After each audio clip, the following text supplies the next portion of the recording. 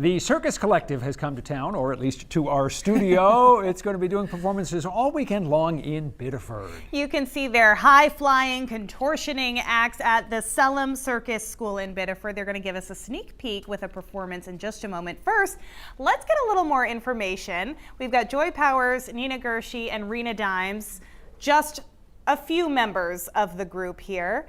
Let's start with you, Nina. What is a Circus Collective? A circus collective is a group of artists that come together and create new material, work on a show, and then tour it. How did you guys even come together, Joy?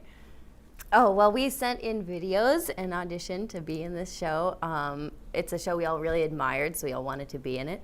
And we got chosen, and now we get to work together with 3 other amazing people. Rena, for people who aren't familiar with what you do, when they come to see the show, what are the kinds of things that you guys are doing?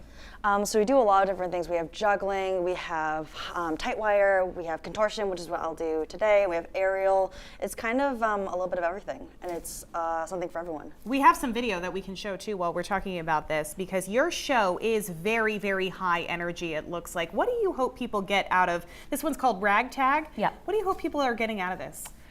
We hope people feel all the emotions. We want them to feel happy, we want them to feel vulnerable, we want them to feel excited, and we want them to leave having a great time. It sounds like there's a lot of audience interaction too with this show.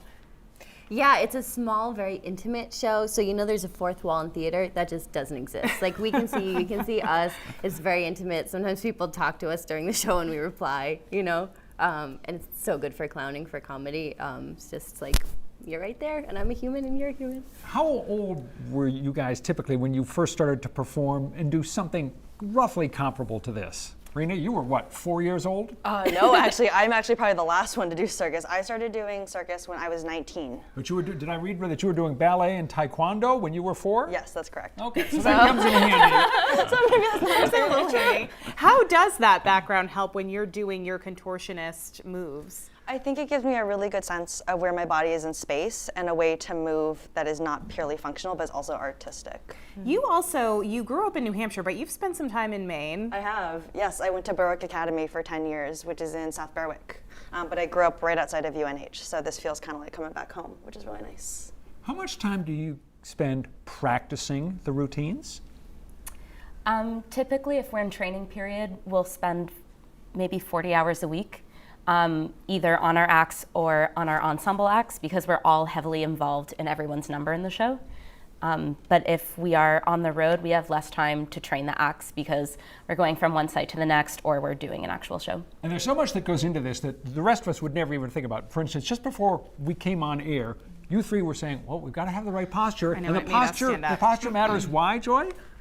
I think Nina should answer that one. It matters for mobility. When you're doing something acrobatic, you need flexibility and you need strength, and also mobility is a huge piece of it. So having good posture is imperative for everything you do in the air and on the ground. So it's not just looking good, it's part of the movement. It is, yeah. All right, you can see them perform this weekend again at the Circus School in Biddeford, and we're going to get a performance right after this.